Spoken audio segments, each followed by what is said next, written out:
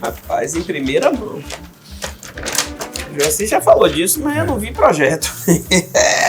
Aqui é a Avenida Poti, que existe, aqui era a antiga Cerâmica Poti. Cerâmica, aqui é Camaçari, aqui é o Rio Joanes, certo? Então tem. Eu vou deixar isso para você. Aí, como é uma cidade, tem mix, né? Tem um loteamento, tem casas, que para mim são casas geminadas. Certo. Tá certo? E com área verde entre elas. E os prédios, que são esses conjuntos aqui. Cada conjunto desse, aqui é a Praça Central, a praça principal. Toda cidade do interior tem a praça, né? É. Então, essa rótula... Com igreja. Um oratório. Que eu Que disse a igreja, aí vai botar não, protestante, tem um bocado de crente, não cumpra, tá certo? Então é um oratório.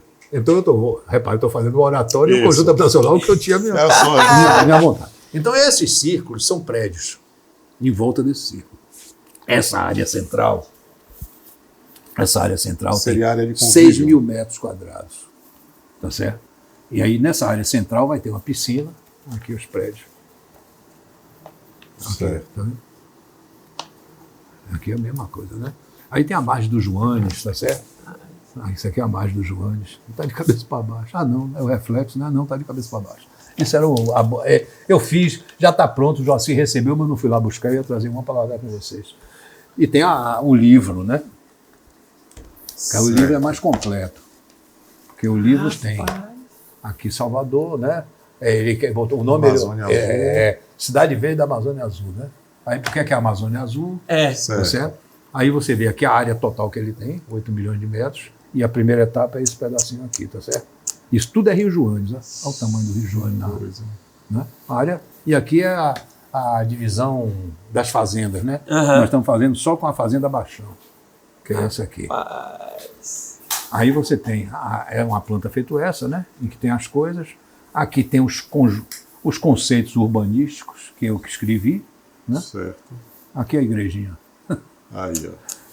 Aí você tem uma planta aqui, tem as áreas todas, tabela de área, isso aqui, por exemplo. E aí tem os lagos, né? Porque isso é um baixo. Aí a gente cava, joga a terra para cima e cava para os lagos. Então tem esse lago e esse lago, os dois conjuntos de prédios, tá certo? Aí tem os prédios. Aí os prédios são uma coisa interessante. Esse eu não vou mostrar não, porque eu não estou contratado para fazer os prédios. Eu botei os prédios para as casinhas coloridas. As casinhas. Aí tem lugar para clube, centro cultural, esse pedaço todo aqui é para comercial. A gente pensa eu penso numa coisa tipo aquela comercial que tem em Guarajuba na entrada.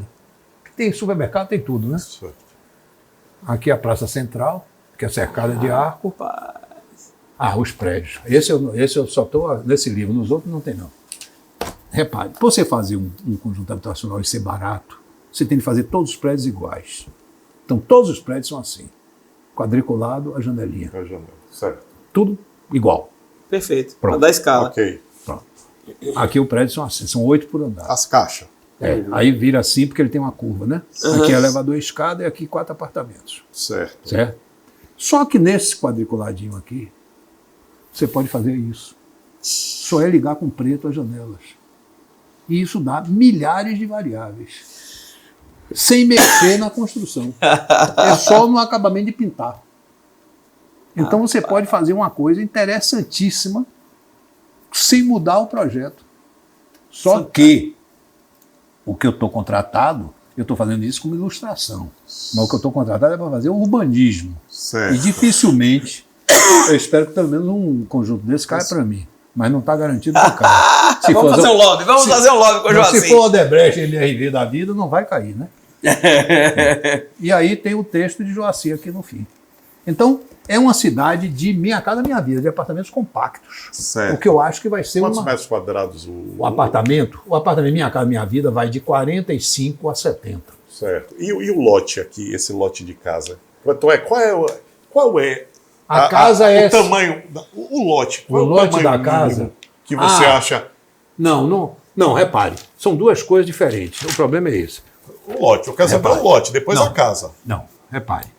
Num negócio desse, você tem dois tipos de conceito, certo? Aí você tem uma rua aqui. Rapaz, isso é impressionante, revolucionário, negócio extraordinário. Repare, deixa eu ver, tem as casas, aqui tem as casas, em algum lugar tem. Aqui, pronto. O espanhol tem mania de fazer cidade, não tem? Tudo certo? Mas ou nunca errado? nenhum particular, você está entusiasmado. Não. Repare, isso aqui é o lote, tá vendo? Certo. Aqui é o lote, a casa está aqui, Certo. e as casas abrem todas para essa área verde. Para essa área verde aqui do meio, Certo, certo. certo? E a entrada é por trás. E Porque o esse cara terreno está- tem quantos metros quadrados? Esse terreno tem pouco, é 120, 150 Então, é isso que eu metros. queria saber. Mas repare, Mas ele tem a mais a área verde que está a atrás. área comum. Sim. Tá Sim, certo? sim, Perfeito, sim. perfeito. Sim, o projeto E- não. privilegia a área comum. É, Não, porque é, esse projeto, depois que a gente começou a armar, eu comecei a pesquisar. Eu pesquiso depois, né? Porque pesquisar antes você vai copiar. Gente, é um bicho preguiçoso mental. Aí quando eu volto, Bila ensinava na faculdade, né? Só me chamou para fazer palestra uma vez. Eu digo, primeira coisa, não compre livro de arquitetura, por amor de Deus. Põe-me emprestado e devolva. Aí alguma coisa vai ficar em sua cabeça. Como você não tem o livro para copiar, você reprocessa. Tá certo? A testada do lote, 10 metros? 10 Não, repare, depende do nível de casa que você vai fazer. Sim. Todas as minhas modulações, Aí, se sim. você quiser, eu tenho que fazer a sim. conta.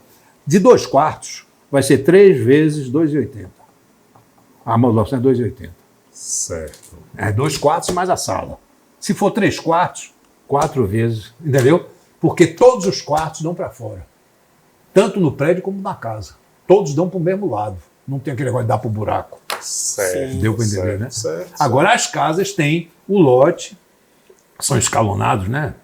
Bom, a casa está aqui, aqui ela dá para a área verde, o acesso é por trás e os estacionamentos são aqui, né? Nessa rua central. E aí ele acessa por aqui. Então, se ele quiser construir a casa da sogra, o caralho, não sei o quê, ele faz nesse terreno que sobra. Então, em resumo, o terreno que sobra é no fundo, não é na frente, entendeu? Perfeito. Então a frente vai ficar preservada. O cacete armado vai ser atrás. E não pense que não vai ter o cacete armado. Vai. Porque o brasileiro tem uma vocação à favelização incontrolável, em qualquer nível de renda. Tá certo? Então, você chama ao ver, é isso aqui, a unidade de vizinhança é isso essa. aqui. Tem 744 apartamentos, Certo. 6 mil metros de área verde. Na área verde tem uma piscina, uma churrasqueira, etc., e uma academia. Em cada 2 prédios, isso se eu for fazer o projeto.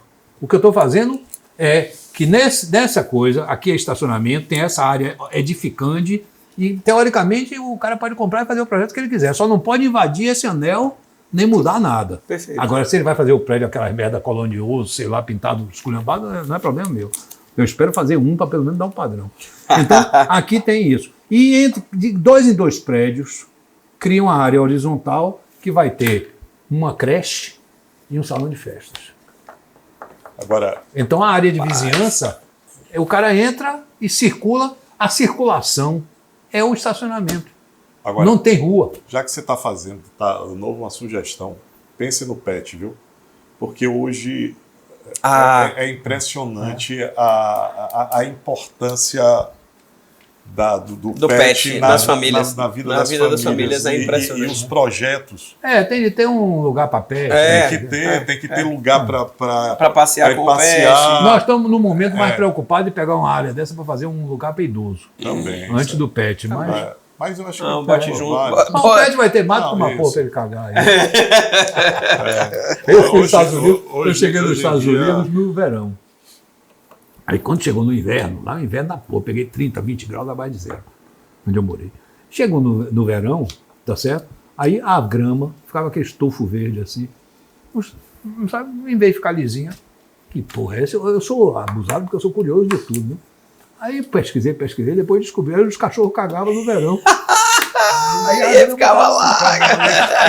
E aleatório, não tinha lógica. Eu queria descobrir qual era a lógica. O adubo. Bom, Fernando, vamos lá. Sim, aí então a cidade é uma cidade, vamos dizer, é uma coisa, sei lá, é viável. É a cidade que tem menos construção é Estocolmo, tem 3% de construção dos prédios, das construções. Aqui está com 1,5%. É a cidade mais verde do mundo. Que coisa maravilhosa. E viabiliza, e é viável. Pois é. Tá certo? Engraçado, o Joacim já tinha falado disso, mas não tinha dito que o arquiteto era Vossa Excelência. 2 gênios. Só pode sair coisa maravilhosa. Direto ao ponto, é pergunta e resposta. Vá. Se você puder responder com 1, 2 palavras, 3. Ou não responder. Também eu pode gosto ser. muito do sistema de Paulo Maluf. O cara pergunta uma coisa, ele responde outra. Qual o projeto que mais lhe marcou? Rapaz, eu não consigo com uma palavra. Não. Eu acho que o projeto da Suíça foi muito importante. Certo. Porque... Mas tem que ter razão, né? Tem explicação. Pode Da explicação? sede da Vale? É, da Vale. Pronto. Só. Pode ter explicação? Curtinha, pode. É que eu consegui fazer, na minha linguagem, com a tecnologia completamente à parte e diferente. Perfeito. Alta tecnologia, Perfeito. sistema de construção, tudo diferente, e, no entanto, o prédio é identificável com a autoria. Fernando Peixoto, eu vi aí, você bate o olho. E um prédio sustentavelmente incomparável. Só que é suíço, não é essa esculhambação daqui de Lide, de não sei o quê. Lá tem um negócio chamado Minergie. Minergie, você diz quantas pessoas vão trabalhar e ele diz quanto você pode gastar de energia. Caramba. Pronto, não tem fiscal, não tem nada. Chega no fim do ano, gastou mais, cancela o crédito. Se não gastou aí, o centro, o prédio, aquele prédio é uma podcast à parte, né? Isso. Perfeito. Ele é complicado de... Fernando, arquitetura, planejamento ou criatividade? Eu acho que é criatividade. Porque, vamos dizer, criatividade só vai dar umas coisas esquisitas, mas vai dar coisas interessantes. E planejamento só dá merda.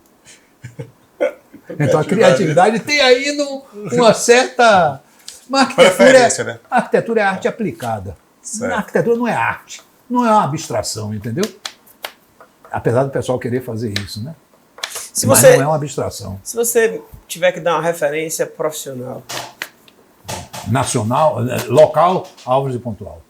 Internacional, Francis Lloyd Wright, que disse que, ao se formar, ele tinha de escolher entre a arrogância honesta ou a modéstia hipócrita. Ele escolheu a primeira e até hoje não tem nenhuma razão de mudar. E aos 90 anos fez o Guggenheim de Nova York. 90 anos. Quer dizer, eu não sou Frank Lloyd Wright, nem não tem nenhum Guggenheim, família Guggenheim no Brasil. Mas eu espero que ainda... Quer dizer, isso é uma coisa completamente à parte. Né? Aí eu sou um idoso. Um hobby para além de velejar. Para além, né? Porque... É música. Mas não é hobby no sentido que eu gosto, mas não é uma coisa que eu pratique. Eu tenho um som, só tenho um CD de música clássica, etc. Eu gosto de música. Qual o maior desafio qual o maior desafio que um projeto lhe trouxe? Rapaz, o maior desafio sempre é convencer o cliente, né? Pode ser o projeto mais simples do mundo, eu tenho uma técnica de casa, se você quiser saber. Só entrega na sexta-feira. Porque o cara vai olhar e não vai achar que foi aquilo que não era o que ele queria. Aí ele tem sábado e domingo para olhar de novo. Aí chega a segunda, se você entregar no meio da semana, no outro dia ele está no escritório.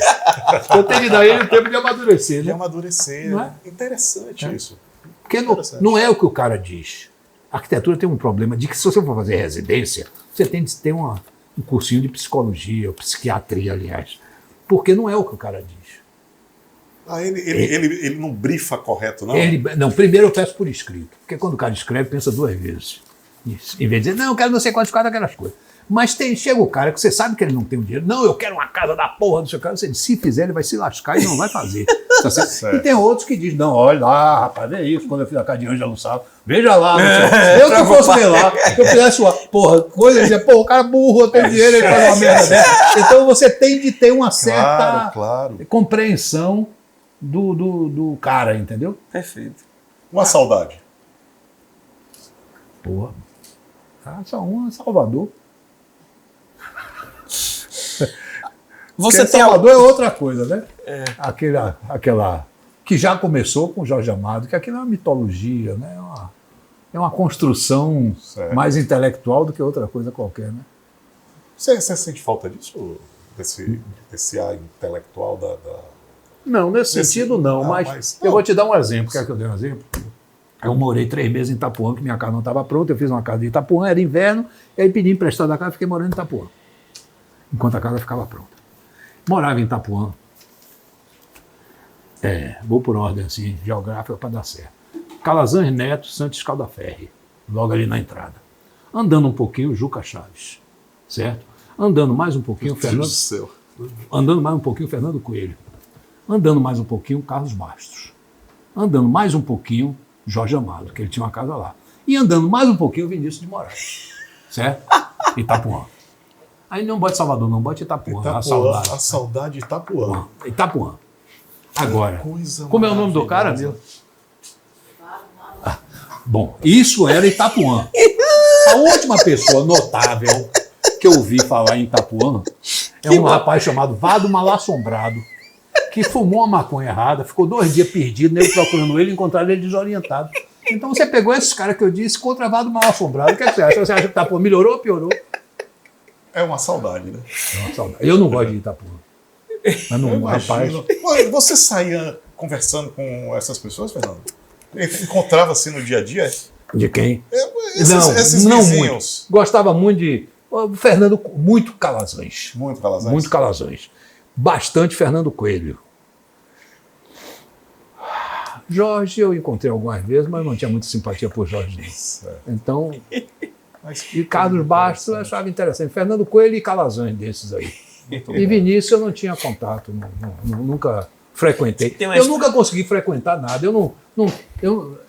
Eu achei que se eu fizesse uma coisa bem feita, diferente, eu não precisava social. E é uma burrice retada, né? Meu defeito é esse. E aí, quando eu fui para a Bienal de Veneza, que eu fui representando o Brasil na Bienal de Veneza. Rapaz, aí teve já tá no Rotary, no hipódromo, sei lá, de São Paulo, era um negócio, a paulistada toda. E eu digo, eu quero lá andar nesses caras, não quero não. E aí também a social não é uma coisa que me agrade, entendeu? Então eu não tenho uma capa. Eu gostaria de ter um sósia, um irmão gêmeo, para ele fazer a social e eu ficar trabalhando. É meu sonho de consumo. Aí, Mila, por isso você tá aí, né? Mas não, mas ia ser gêmeo. Para eu convidar, ele ia acharem que eu fui, né? Você tem alguma decepção que ele marcou? Não, acho que não, rapaz. Eu não sou um cara assim de expectativas. Não sei se você está entendendo. Então, decepção precisava ter uma coisa que você esperava que acontecesse, não aconteceu, né? Não tenho, não. Então, também não tenho muito arrependimento, não. Tem uma frase que eu acho ótima, que eu não sei quem disse, mas tem uma série de frases que eu digo e não sei mais quem foi, e talvez seja minha, talvez. Uma delas que eu gosto é dizer, não existe mau gosto, existe bom gosto atrasado. Não é? Fantástica. Mas uma que diz, tudo que meus filhos não têm deve a mim.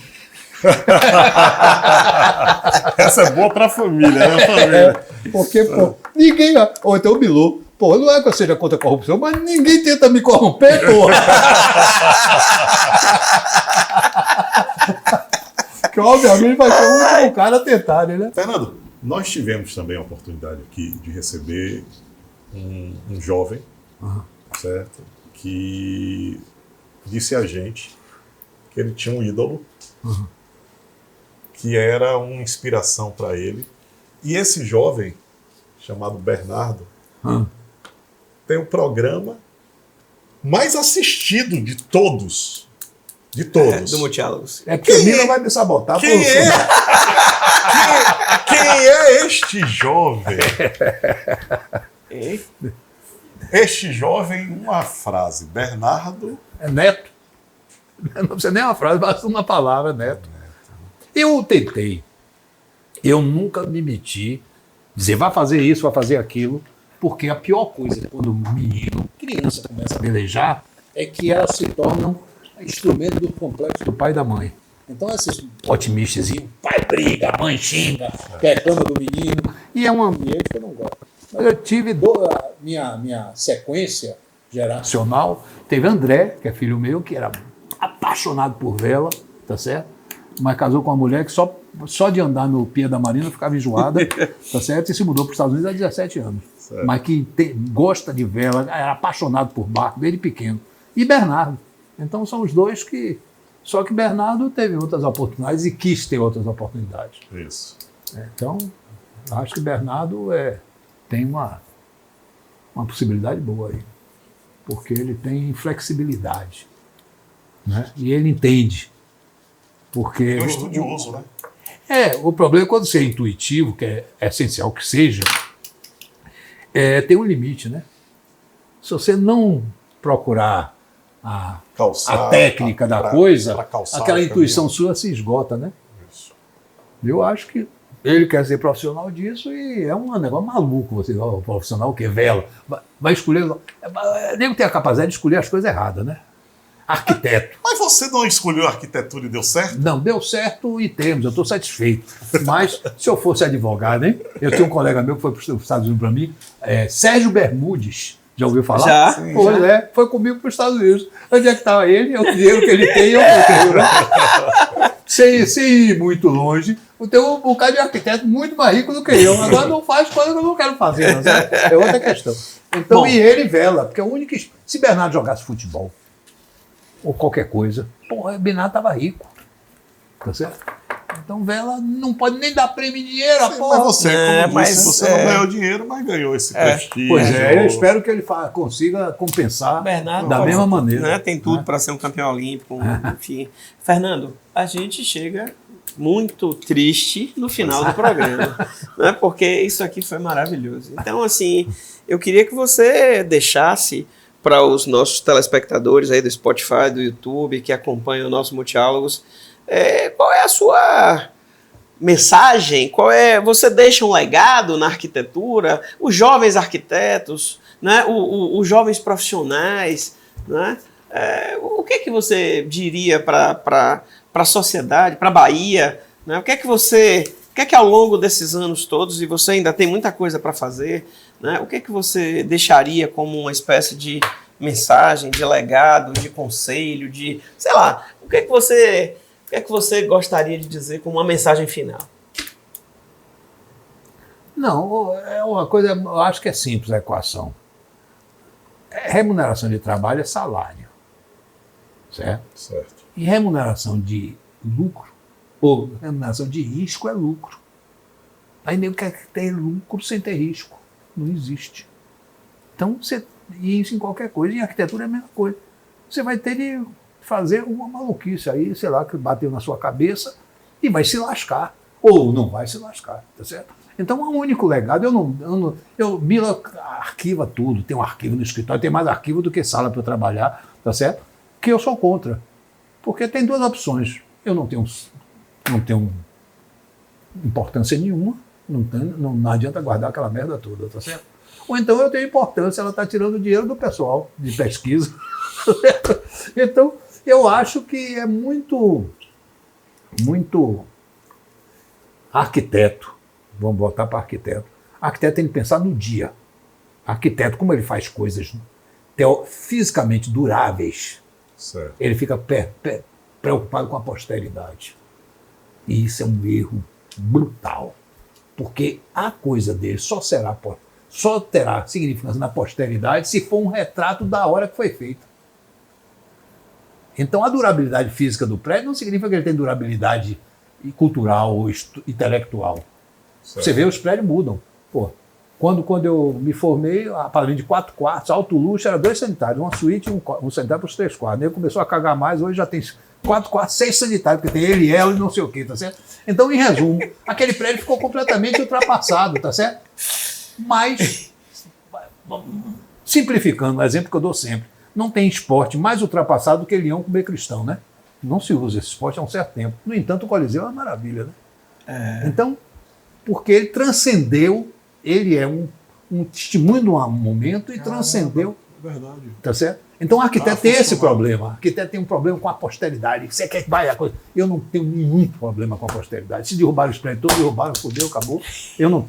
Vamos dizer, a durabilidade da física da obra não significa durabilidade cultural, ou que seja, tá certo? Essa percepção, né? A percepção sobre o belo, sobre a beleza, Pois sobre é. a importância Se for histórica. pois é, tem coisas antigas que você acha feio, mas são um documento da época que foi feito. Então, Isso. a arquitetura, se ela for simplesmente funcional, ela não é durável. Ela tem que ser um pouco documental e tal, né? Então, o que eu digo há muita maluquice. O Emanuel dizia, não sei como é que o nego faz esses prédios seus, né? Porque eles acham risco.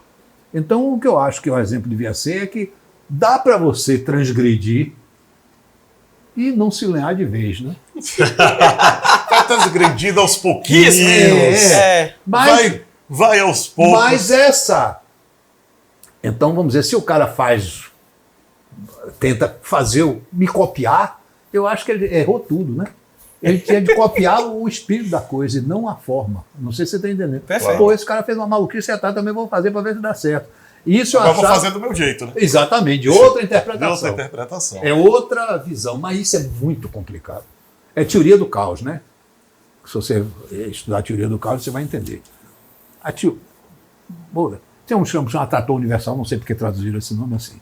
Então, todas as folhas de bananeira do mundo são diferentes uma da outra. Você não consegue botar duas folhas de bananeira e serem iguais. Uma é mais comprida, outra é mais larga, outra é mais estreita. Milhares, milhões de alternativas. Mas elas todas são folha de bananeira. Se for assim, ela é flor de oliveira, de uva. Então, para você fazer o que tem aí na cidade toda, é flor de bananeira. Os prédios são diferentes, mas não são diferentes. Como uma flor de bananeira não é diferente. Ela é diferente, mas não é diferente. Porque ela tem Perfeito. os mesmos limites de geometria. Então, esses prédios todos que você olha, são tudo flor de bananeira. Então, os meus não são flor de bananeira. Eles têm outro princípio, por isso que eles se destacam, entendeu? Então, em resumo, você tem que mudar ou a maneira de ver, ou o conceito. Não adianta mudar, bota um sanitáriozinho com a janelinha lá no 15º andar. Vai te fuder, ninguém vê aquela porra. É só uma viadagem de arquiteto para complicar, tá certo? Porque não é visível, né? Fantástico. Fernando, fantástico. Muito Obrigado. bom, Obrigado. muito bom. Obrigado por você ter vindo, por você isso. ter aceitado o convite, por você nos dá tanto presentear. Distração né? boa. Você de fato é um.